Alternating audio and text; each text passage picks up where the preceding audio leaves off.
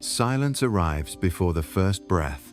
The world stirs, but something in the marrow already knows. Hope is a story, and sorrow its truest witness. You're not depressed. You're beginning to see. That blade-thin clarity cuts through every sugary promise you've ever swallowed, every conviction that comfort would last, every belief that proceeding forward would save you. There is sorrow in being alive. The body aches, the life dwindles, responsibilities mount. The mind chases ambition, status, joy, love, illusions draped in color. But beneath is the same dark stone. Inevitable pain, inevitable failure, inevitable loss. You walk through days wearing the mask of modernity, efficiency, self-help, positivity, but you feel hollow. The tools were never meant to hold the weight of emptiness. They sharpen the illusion of agency, while the will beneath bleeds quietly. Suffering is not dysfunction. It is the world's whisper turning into a roar. It does not mean you are broken. It means you are awake. Every moment spent denying the ache is another lie piled above your skull. You learn to avoid pain, to flee its advance, but pain lives in the body, in the structure of awareness, in the truth of impermanence. The harder you run, the sharper the sword becomes. Yet there is a release in witness. When the tears fall, they carve lines of honesty across your face. Reflection brings relief not because the world softens, but because you soften into truth. There is peace in acknowledging defeat, not defeat by others, but by the naked inevitability of life's current. Modernity promises distraction screens, affirmation, busyness. But you can see, when the noise ceases, the emptiness remains. That emptiness is not absence, it is depth. It is the womb of clarity. Let your ideals collapse. Success, romance, belonging, each one a fragile scaffold.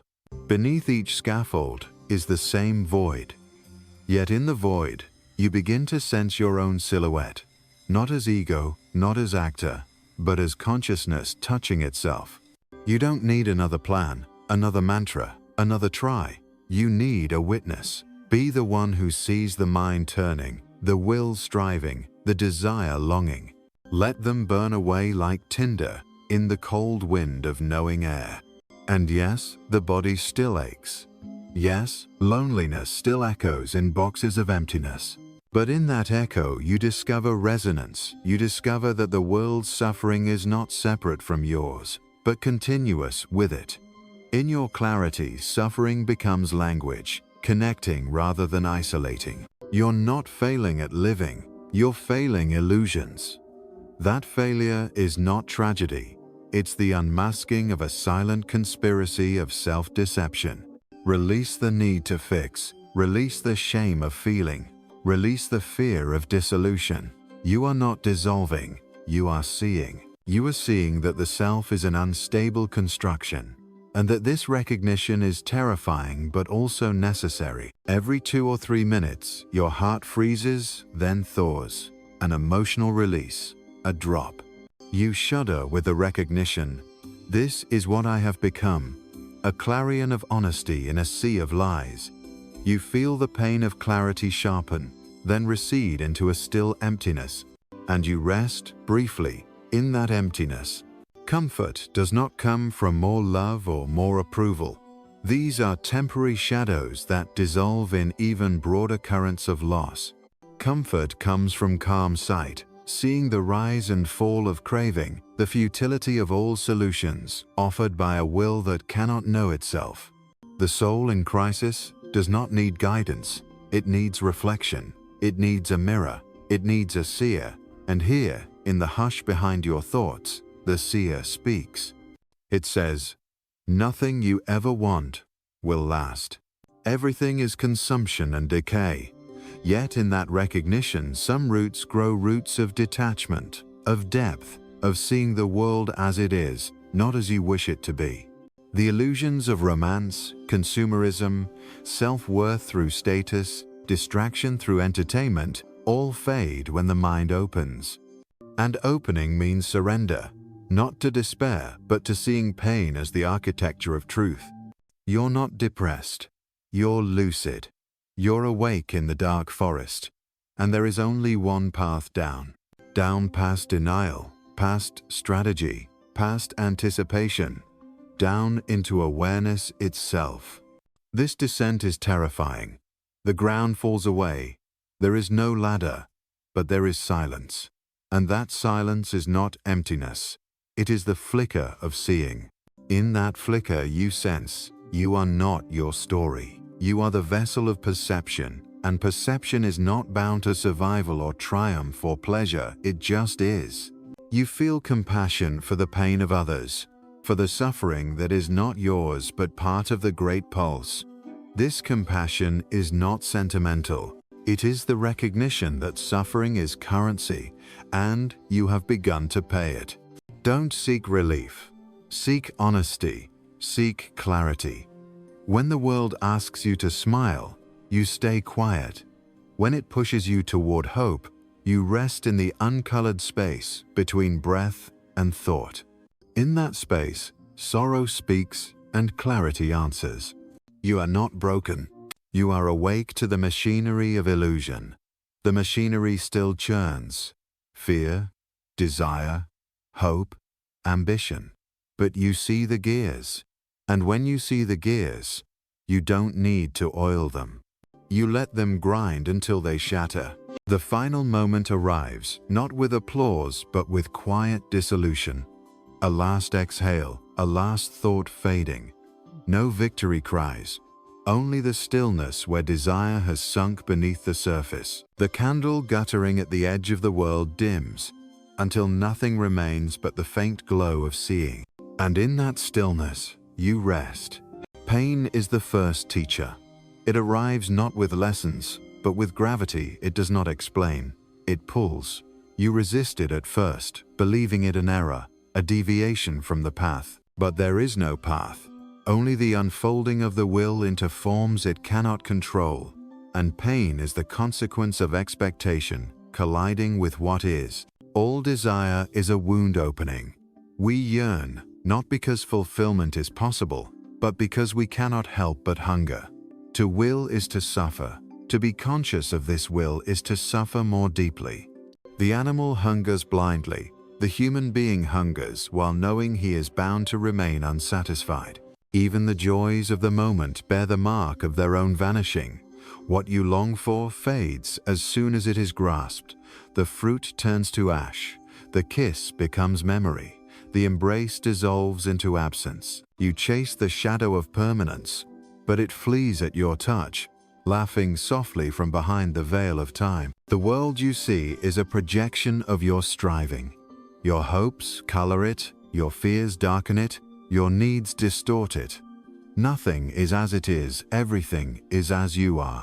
And who you are is not fixed, not stable, not free, but a restless oscillation of thought and sensation clinging to a name. Identity is a costume worn by will to give itself the illusion of meaning. You build yourself out of roles, achievements, and desires, but beneath that scaffolding, there is only the silent I, watching, untethered to outcome, unmoved by applause or scorn. That I is old. It has no name.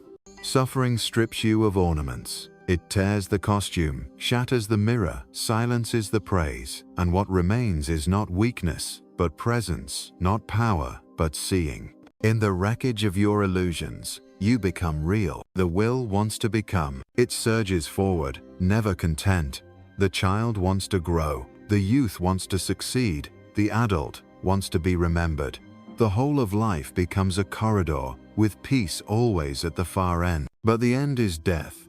And peace is not in arrival, it is in the absence of wanting to arrive. To live without illusion is not to live without pain, it is to live without resistance. The wave breaks, the sky darkens, the body weakens you. No longer ask the world to be different. You witness it, not with approval, but with understanding. What you once called happiness was distraction. It was the brief forgetfulness of your condition, a reprieve from the truth, not its embrace. And now that you remember, you feel the gravity of honesty pressing against your ribs. It hurts, but it does not lie. You are not here to be fulfilled. You are here because the will to live, blind and boundless, found form in you. You did not choose it. You cannot refuse it. You can only see it for what it is, an endless self-turning machine that consumes itself for the sake of continuity. Modern life intensifies the illusion. It sells pleasure as salvation, productivity as purpose, connection as cure. But each offer deepens the ache because it feeds the will while starving the soul. Your soul does not want more, it wants less. Less desire, less noise, less pretense. It longs for silence. In silence, the will falters. It cannot seduce you there. It requires motion, goals, narration. But the soul, when still, begins to see not just the pain, but the structure of pain, its necessity, its universality, its strange intimacy. You suffer, and you begin to listen. Not to advice, not to doctrine, but to the soft hum beneath thought.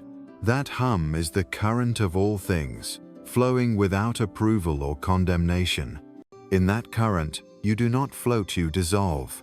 The people around you still chase. They pursue comfort, distraction, validation. You no longer despise them because you see yourself in them, the younger version, the unawakened shadow. But you do not follow. Their joy no longer tempts you because you have seen its expiration date. You no longer pray for things to change. You pray, if you pray at all, for the strength to remain still amid the storm, not unmoved but unattached, not numb but surrendered.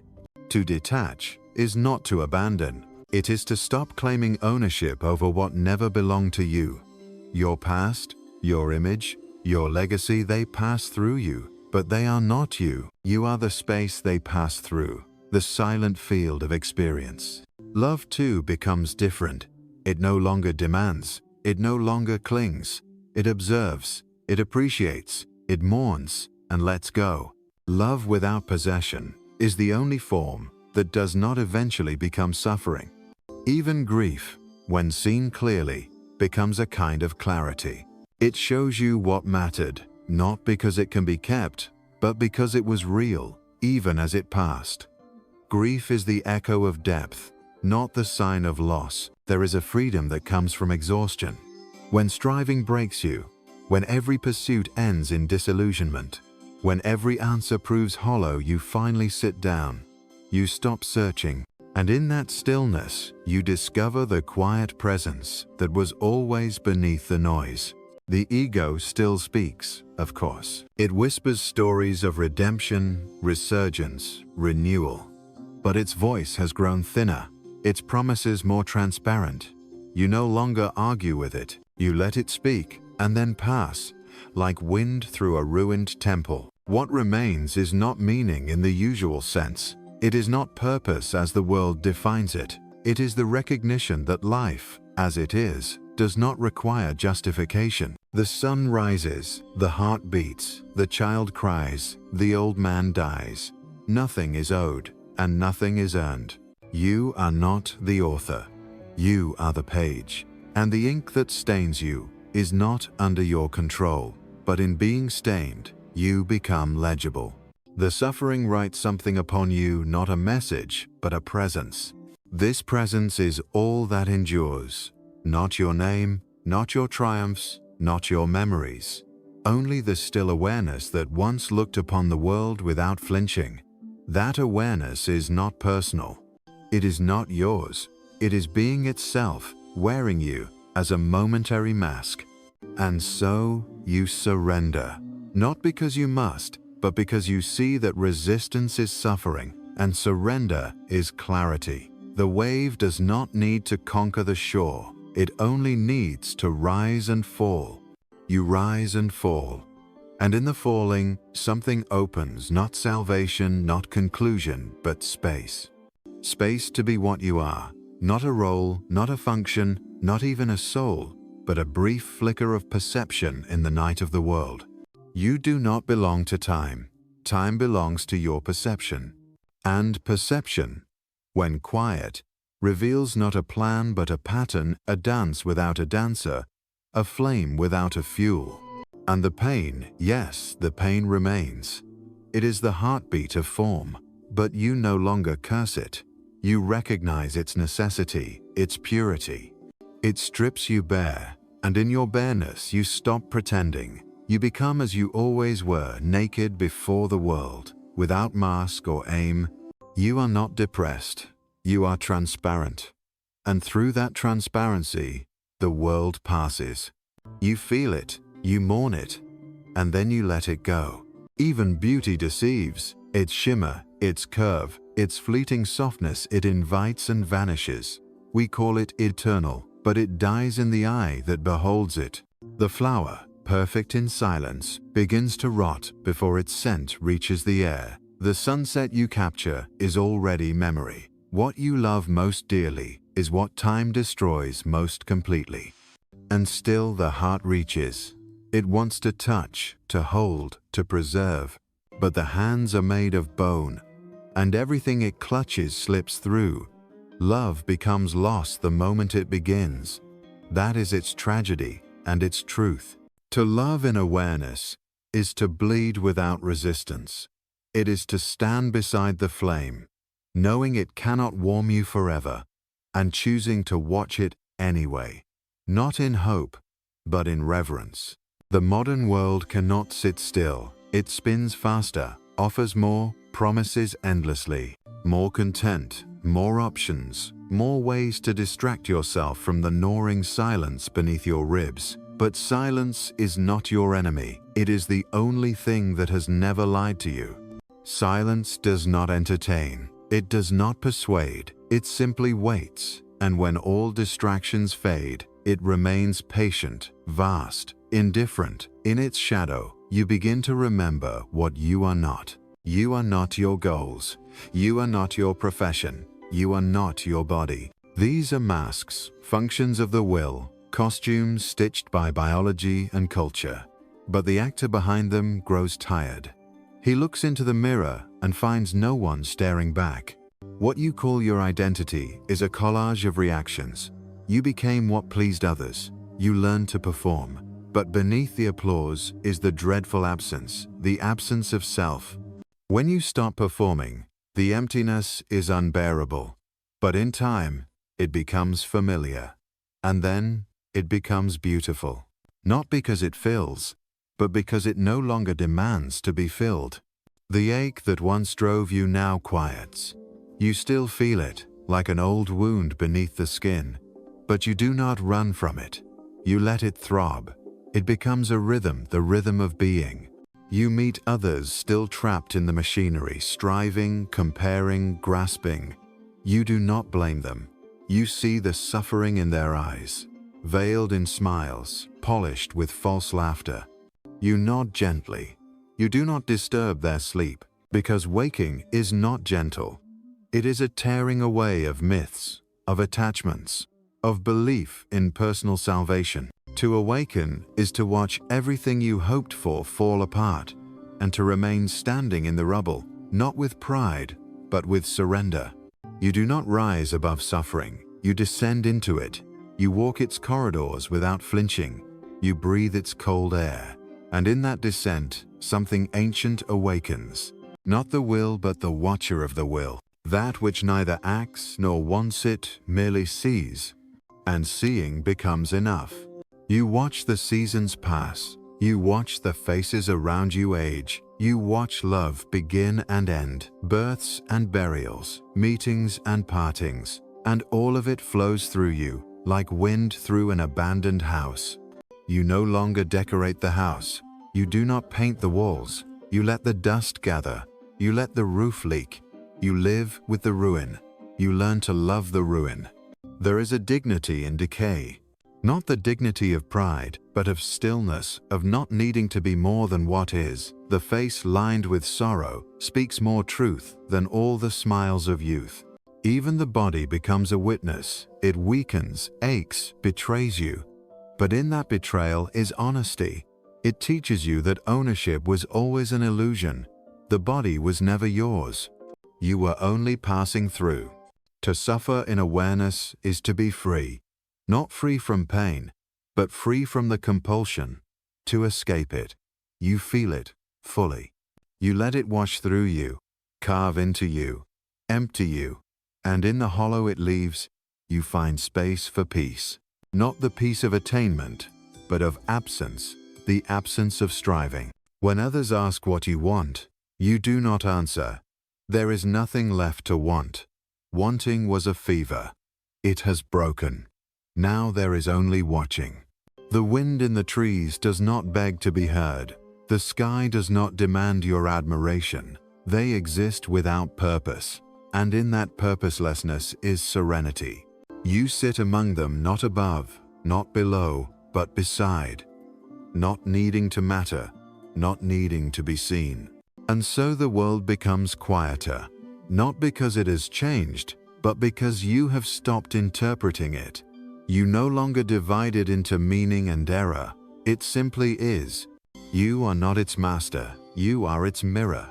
And in this mirroring, you vanish, not as a loss, but as a release. The self was never solid. It was a fog shaped by memory and fear. Now the fog lifts, and what remains is not an answer, but a presence that neither resists nor clings, a presence that allows. You are not healed, you are emptied, not filled with light, but free of illusion. And in that freedom, the sorrow remains, but it no longer wounds, it flows, it sings. A low, melancholic song, without lyrics, without crescendo, the song of being. And you listen, without interruption, without end. ChatGPT Danoi, what once felt unbearable, becomes familiar. The loneliness that pressed against your ribs like a phantom limb no longer screams. It whispers now not in longing, but in presence. You sit with it like an old companion, neither hostile nor welcome, simply there. Its weight no longer crushes, it grounds. You watch others chase connection like breath underwater, their fingers clawing through social gestures, desperate for affirmation. But you know what they seek cannot be held. Intimacy too is a mirror, and most cannot bear to see what it reflects. They call it love, but it is often fear. Fear of being alone with the self, of hearing the silence beneath the name. And so they merge, briefly, calling their union wholeness. But when the body cools and the words grow tired, the distance returns. You see it in the eyes that look without seeing, in the touch that reaches from emptiness. Even in togetherness, there is separation, especially in togetherness. To detach is not to withdraw.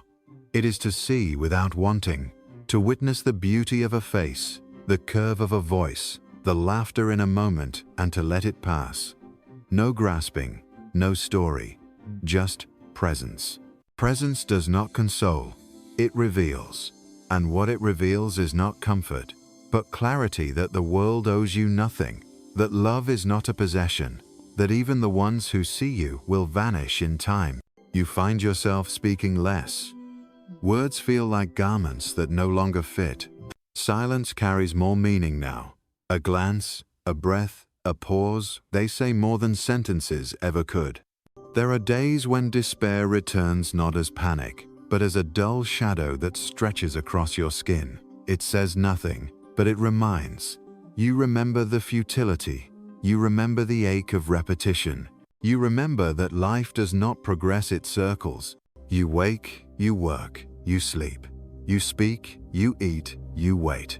Behind it all, the same questions hover. What is this? Why continue? And there are no answers, only movement. The body goes on, pulled by the inertia of being. You stop seeking purpose. The very question begins to feel absurd. A river does not ask why it flows. A fire does not ask why it burns. Only the mind, tormented by its own awareness, demands a reason. But reasons are the mask of desire. They dress up the void in language and logic. Strip them away, and you stand naked before the abyss, the same abyss you always feared. And now that you stand in it, you realize It is not a monster, it is you. You are the abyss, the formless ground of being, the depth behind the name, the silence before the scream. And what a strange peace comes with this knowing. Not bliss, never bliss, but stillness. Stillness so deep it feels like disappearing. Others speak of enlightenment, of transcendence, of becoming something more. But becoming is the disease. The cure is unbecoming, peeling away every identity, every aspiration, every borrowed dream, until there is nothing left but the raw pulse of presence. And even that, you do not own. You do not carry it. It carries you. You walk through the world like a ghost. Not dead, not alive, simply unmoored. You do not belong to anything. No ideology, no tribe, no dream. You have seen through them all. They dissolve like smoke in your hands. Yet you are not bitter. Bitterness is attachment in disguise. You are not angry. Anger is resistance. You are empty, and in that emptiness is something sacred. Not sacred as the world defines it, not holy, not divine, but sacred in its truth. The sacred is what does not lie, and the only thing that does not lie is the void. Even time loses shape. Minutes blur, days fold, years vanish. You no longer measure progress. You no longer ask how far you've come. There is no arrival, only unfolding.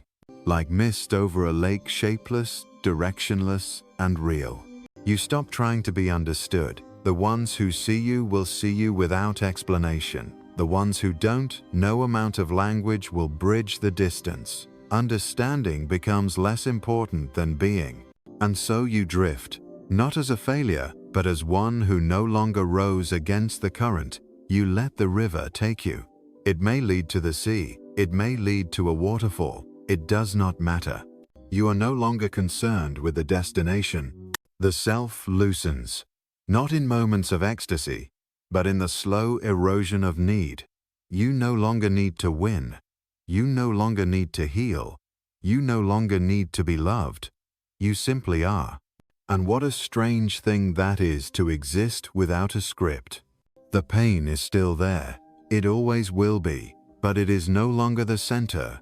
It becomes a backdrop like distant thunder beneath a clear sky. You hear it, but it does not own you. You begin to see beauty again, not the kind that demands, but the kind that simply is. A shadow on the wall, a leaf falling in silence, the breath of an old man asleep. These moments are small, but they carry more than grandeur ever could. Because they do not pretend, they do not perform. They pass, unannounced, and in that passing, they reveal the essence of life, transient, tender, and empty of meaning. And so you live not for something, not towards something, but within the ache, within the silence, within the unbearable clarity that frees even as it wounds. You are not healed. You are not whole. You are not new. You are what remains when all those illusions fall away. You are a mirror held up to the void, and the void, in looking back, says nothing, and somehow that nothing is enough. And now the night arrives, not as darkness, but as unveiling. The sun falls without regret. The sky forgets its color. The wind does not cry. It merely moves like memory through the bones. There is no final thought, no grand realization. Only the slow erosion of what once seemed urgent. What once demanded action, response, justification, now passes like dust through an open window. You do not triumph. You do not transcend. These were dreams whispered by the will to keep you climbing, but the mountain was never real, and you were always walking in place, dragging the echo of desire through landscapes shaped by loss. Now, even desire fades, not in death, but in stillness. The will falls asleep, the mind stops asking, the heart, long bruised by longing, no longer reaches. It beats, quiet and slow, like rain on forgotten stone. You feel the world not as a stage, but as a breath, Each moment expands, then contracts. Each silence deepens. Each shadow becomes familiar. You do not look away. You do not wish it otherwise. There are no more words for what you feel. Language has thinned to vapor. Even thought grows tired. It sits beside you, not speaking, not needing to. And the self, once so vivid, so hungry, so proud, dissolves like mist at dawn. It leaves behind no trace, only space. And in that space, everything belongs. You are not the center. There is no center. The spiral continues inward, but it leads nowhere. And this nowhere is not absence, it is release. The fear that once clenched your breath now smiles faintly, like an old friend who has put down his weapon. You nod to it, no need to banish it. It has served its time. It may rest now. You walk, still, through cities, through memories, through the landscape of endings. But your feet no longer seek arrival. They touch the earth as witness. The journey is not to escape. It is to remain. To remain as silence remains after the music stops. To remain as the echo remains after the voice is gone. To remain as stillness remains when the will collapses into the quiet it always feared. And in this remaining, nothing is added, nothing is gained. The world does not applaud. No light descends from the sky. Only the wind moves. Only the trees bow gently.